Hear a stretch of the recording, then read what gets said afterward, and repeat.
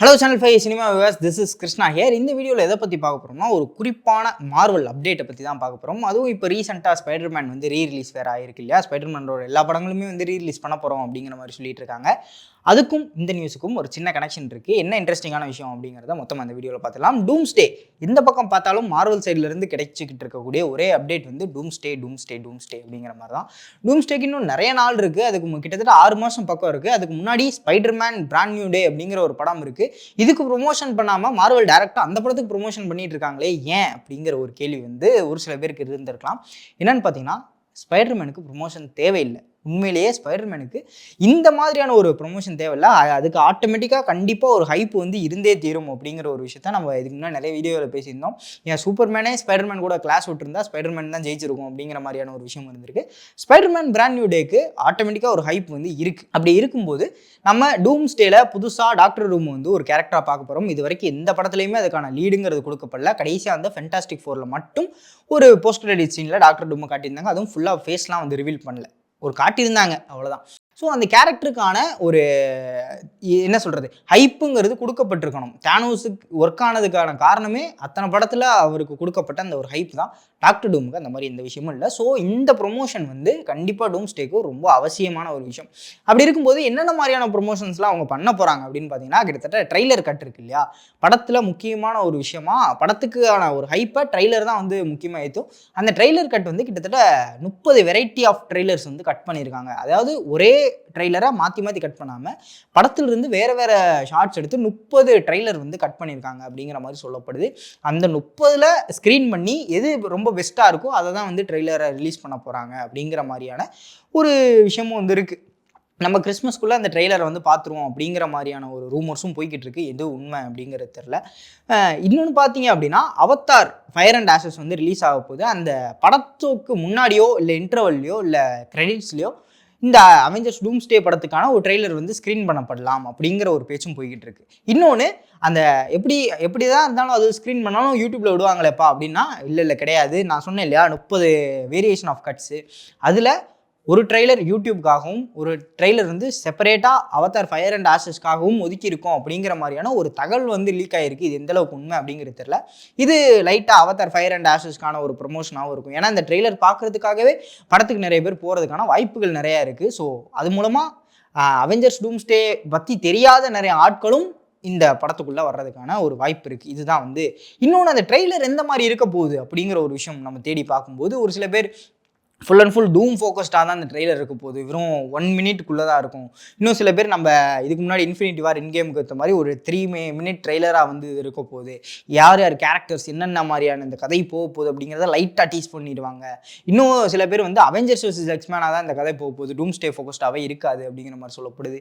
இன்னும் ட்ரெய்லரில் டூம் மாதிரியே இருக்கக்கூடிய நிறைய வேரியன்ஸையும் வந்து காட்ட போகிறாங்க. லேடி டூம், என்ன சொல்கிறது, கிட் டூம், அந்த மாதிரியான நிறைய விஷயங்கள்லாம் வந்து காட்டுவாங்க அப்படிங்கிற மாதிரி பேசிகிட்டு இருக்காங்க. எது உண்மைங்கிறது நமக்கு ட்ரெய்லர் வந்தால் மட்டும்தான் தெரியும். இந்த மாதிரி பல ரூமர்ஸ் வந்து ஆன்லைனில் இப்போ நீங்கள் போய்கிட்டு இருக்கு, பார்க்கலாம். ஓகே, இப்போ ஸ்பைடர்மேனுக்கு ப்ரொமோஷன் தேவையில்லை அப்படிங்கிற மாதிரி சொன்னியாடா. ஆனால் இப்போது ஸ்பைடர்மேனோட எல்லா படங்களுமே வந்து ரீரிலீஸ் பண்ண போகிறாங்களே, இது ஏன் அப்படிங்கிற ஒரு கேள்வி வந்து உங்கள் எல்லாருக்கும் இருந்திருக்கலாம். இது ஸ்பைடர்மேனுக்கான ப்ரொமோஷன் தானே அப்படின்னு கேட்டிங்கன்னா, எஸ், இது ஒரு வகையில் ஸ்பைடர்மேன் பிராண்ட் நியூ டேக்கான ப்ரொமோஷன் தான். ஆனால் அதை தாண்டி இந்த எல்லா படங்களும் டூம்ஸ்டேவை ஒரு லீடாக கொண்டு போக போகுது அப்படின்னு சொன்னீங்கன்னா உங்களால் நம்ப முடியுமா? என்னென்னு பார்த்தீங்கன்னா, இப்போது நம்ம டோபி மேக்கர் நடித்த ஃபஸ்ட்டு 3 ஸ்பைடர்மேன் படங்களுமே வந்து ரிலீஸ் பண்ணப்பட்டிருக்கு. அது ஆடியன்ஸ் நிறைய பேர் போய் பார்த்துட்டு இருக்காங்க. பயங்கர இன்னுமே அந்த தேட்டரில் பார்க்கும்போது அவ்வளோ ஃப்ரெஷ்ஷாக இருக்குது இந்த படம் அப்படிங்கிற மாதிரி கமெண்ட்ஸ் எல்லாமே வந்துக்கிட்டு இருக்குது. அது நம்ம பார்க்கும்போது ரொம்ப சூப்பராக இருக்குது. டோபி மேக்கர் டூம்ஸ்டேல கண்டிப்பாக வரப்போகிறாரு. ஓப்பனிங் ஷாட்டே அவரை டூம் கொல்ற மாதிரி தான் வந்து அமைய போகுது அப்படிங்கிற மாதிரியான ஒரு திடுக்கிடும் தகவல் வந்து இப்போ ரிலீஸ் ஆகிருக்கு. நிறைய ஃபேன்ஸ் கேட்கும்போது, ஆகா, இப்படி நடந்தால் என்ன ஆகும், இது இப்படி நடக்கக்கூடாது அப்படிங்கிற மாதிரி ஸ்பைடர்மேன் ஃபேன்ஸ் நிறைய பேர் வந்திருக்காங்க. ஏன்னா டோபி மேக்கர் பார்த்தீங்கன்னா எல்லாருக்குமே ஃபேவரட்டான ஸ்பைடர்மேன். நம்ம லைவ் ஆக்ஷனில் பார்த்தா ஃபஸ்ட்டு ஸ்பைடர்மேன் அப்படிங்கும்போது அவர் தான் எல்லாருக்குமே ஞாபகம் இருக்கும். ஸோ அப்படி இருக்கும்போது அவரை நம்ம டூம் கொல்றாங்க அப்படின்னா அது ஒரு ஒரு நெகட்டிவான ஒரு விஷயமா தான் வந்து பப்ளிஷ் ஆகும் மக்கள் மத்தியில் அப்படிங்கிற மாதிரி சொல்லப்படுது. அது ஆகிறது நல்லது தான் அப்படிங்கிற மாதிரி நான் நினைக்கிறேன். ஏன்னா நீங்கள் ஆர்டிஜேவை பார்த்தீங்க அப்படின்னா அயன்மேனாக நடித்து நம்ம மனசில் வந்து ஒரு இடத்த பிடிச்சிட்டாரு. ஸோ இப்போ அவரே டாக்டர் டூம் பண்ணுறாரு அப்படிங்கும்போது டாக்டர் டூம் பக்கம் ஒரு சப்போர்ட் தான் போகும். இப்போது தேனோஸ் பக்கம் ஒரு சப்போர்ட் வந்து போச்சு. ஏன்னா தேனோஸ் வந்து எல்லாரையும் 50-50 ஆகணும் அப்படிங்கிற மாதிரி சொன்னார். பாதி ஃபேண்டம் வந்து தேனோஸ் வாஸ் ரைட் அப்படின்னு சொல்கிற ஃபேண்டமாக இருந்துச்சு. மீதி பேர் இல்லை அவன் தப்பு தான் அப்படிங்கிற மாதிரி சொல்லப்பட்டுச்சு. தேனோஸ் அந்த மாதிரியான ஒரு கேரக்டர் தான். ஆனால் நீங்கள் டாக்டர் டூம் பக்கம் வந்தீங்க அப்படின்னா அவர் மேலே அவன் செய்கிறது நல்லதுன்னு நமக்கு தோணவே கூடாது. அந்த மாதிரியான ஒரு பயங்கர ஈவிலான ஒரு கேரக்டரை தான் டாக்டர் டூமை புஷ் பண்ணணும். ஸோ ஆர்டிஜே இருக்கனால ஃபேன்ஸ் வந்து அந்த கேரக்டரை கொண்டாடுறதுக்கான வாய்ப்பு இருக்குது. ஆனால் கொண்டாடக்கூடாது. பயங்கரமாக ஹேட் பண்ணக்கூடிய ஒரு கேரக்டராக டாக்டர் டூமை புஷ் பண்ணணும் அப்படின்னா டோபி மேக்கியோர ஸ்பைடர்மேனை டாக்டர் டூம் கொள்வது ஒரு மிக பெஸ்ட்டான ஒரு சாய்ஸாக இருக்கும் அப்படிங்கிற மாதிரி நான் நினைக்கிறேன். இது ரூமர் தான், எந்த அளவுக்கு உண்மை அப்படிங்கிறது தெரியல.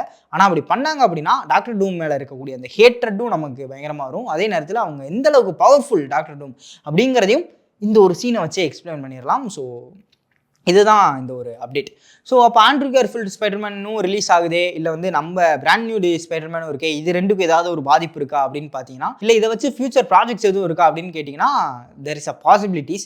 என்னன்னு பார்த்தீங்கன்னா, நம்ம ஸ்பைடர்மேன் இருக்கார் இல்லையா, டாம் ஹாலண்டோட ஸ்பைடர்மேன், இவர் கண்டிப்பாக சீக்ரெட் வார்ஸில் ஒரு பிளாக் சூட்டோட வரப்போறாரு. வெனம் சூட் வந்து கண்டிப்பாக கொடுத்தே ஆகணும். ஏன்னா சீக்ரெட் வார்ஸோட அந்த ஸ்டோரி லைன் பார்த்தீங்கன்னா அதில் வெனம் இருக்கக்கூடிய அந்த ஸ்பைடர்மேன் சூட் ரொம்பவே ஒரு மேஜர் பிளே வந்து பண்ணியிருக்கும். ஸோ கண்டிப்பாக வெனம் சூட் கொடுத்தே ஆகணும். அதுக்கு நம்ம ஸ்பைடர்மேன் ரீரிலீஸ் ஆகும்போது அந்த கேரக்டர் டெவலப்மெண்ட் எப்படி இருக்குது அப்படிங்கிறத வந்து நம்ம ஈஸியாக புரிஞ்சுக்க முடியும். முதல் விஷயம். ரெண்டாவது, அந்த அமேசிங் ஸ்பைடர்மேன் அதுக்கான 3வது பார்ட் வந்து நிறைய ஃபேன்ஸ் மத்தியில் கேட்டுக்கிட்டே இருக்காங்க. இப்போது அந்த வெனம் சிம்பயாட் வந்து வந்துச்சு இல்லையா, இன்னும் ஒரு படத்தோட வெனம் வர்ஸ் வந்து முடிய போகுது அப்படிங்கிற மாதிரிலாம் சொல்லிட்டு இருக்காங்க. அப்படி இருக்கும்போது நம்ம ஆண்ட்ரூ கார்ஃபீல்டுக்கு அமேசிங் ஸ்பைடர்மேன் 3 வந்து கொடுக்கறதுக்கான வாய்ப்புகள் நிறையா இருக்குது அப்படிங்கிற மாதிரி வந்து பேசப்பட்டு வருது. அதில் அவருக்கு அந்த பிளாக் சூட்டும் கொடுத்து மேபி அவருக்கு வெனம் கிடைக்கிற மாதிரி அவர் இந்த சீக்ரெட் வார்ஸில் அப்பியர் ஆகலாம் அப்படிங்கிற மாதிரியான ஒரு விஷயங்களும் போயிட்டுருக்கு. ஸ்பைடர்மேன் வெனம் சூட்டோட சீக்ரெட் வார்ஸில் இருக்கணும், இதுதான் பேசிக்கான லைன். அது நம்ம டாம் ஹாலண்டாகவும் இருக்கலாம், இல்லை ஆண்ட்ரூ கார்ஃபீல்டாகவும் இருக்கலாம். கண்டிப்பாக டோபி மேக்கரா இல்லை அப்படிங்கிற ஒரு விஷயத்த மட்டும் நான் இங்கே தெரிவிச்சுக்கிறேன். ஏன்னா இவங்க 2 பேரும் வெனம் சூட் போட்டு இன்னும் நம்ம பார்க்கல. நம்ம ஆண்ட்ரூ கார்ஃபீல்டும் ஃபீல் பண்ணார், நான் ஏலியன் கூட சண்டை போட்டதே இல்லை அப்படிங்கிற மாதிரி. மேபி நம்ம டாம் ஹாலண்டு கிடச்சி அவருக்கு லைட்டாக கரப்ட் ஆகிற மாதிரி போய் அதை நம்ம ஆண்ட்ரூ கார்ஃபீல்டு வந்து கடைசியாக வந்து காப்பாற்றுற மாதிரியான ரைட்டிங் வந்து அமையப்படலாம். ஸோ இதுதான் இந்த ஸ்பைடர்மேனுக்கும் டூம்ஸ்டேக்கும் உள்ள ஒரு கனெக்ஷன். இப்போ ஸ்பைடர்மேன் ரீலீஸ் பண்ணதுக்கு பின்னாடி இப்படி ஒரு ஸ்ட்ராட்டஜியும் இருக்குது அப்படிங்கிற ஒரு விஷயத்தையும் நான் இந்த வீடியோ மூலமாக சொல்லிக்கிறேன். ஸோ எத்தனை பேர் ஸ்பைடர்மேன் இந்த எல்லா ஸ்பைடர்மேன் பார்ட்ஸையும் தியேட்டரில் போய் பார்க்க போகிறீங்க, அதுக்கான ஆவலோடு இருக்கீங்க அப்படிங்கிறத மறக்காமல் கீழே கமெண்ட் பண்ணுங்கள். இன்னும் உங்களுக்கு யாருக்குமே ரிலீஸ் ஆகிருக்க தெரியல அப்படின்னா மறக்காமல் தியேட்டரில் போய் செக் பண்ணி பாருங்கள். இந்த ஃபஸ்ட்டு 3 ஸ்பைடர்மேனையும் நம்ம டோபி மேக்கர் நடித்த ஃபஸ்ட்டு 3 ஸ்பைடர்மேனே ரொம்ப அமேசிங்காக இருக்கும் அப்படிங்கிற ஒரு விஷயத்தை நான் இங்கே சொல்லிக்கிட்டு விடைபெற்றுக் கொள்கிறேன். இதே மாதிரி இன்னொரு ஆசமான வீடியோவில் உங்களை வந்து சந்திக்கும் முறை விடைபெற்றுக் கொள்கிறேன். உங்கள் விஜய் கிருஷ்ணா சைனிங் ஆஃப். பாய்.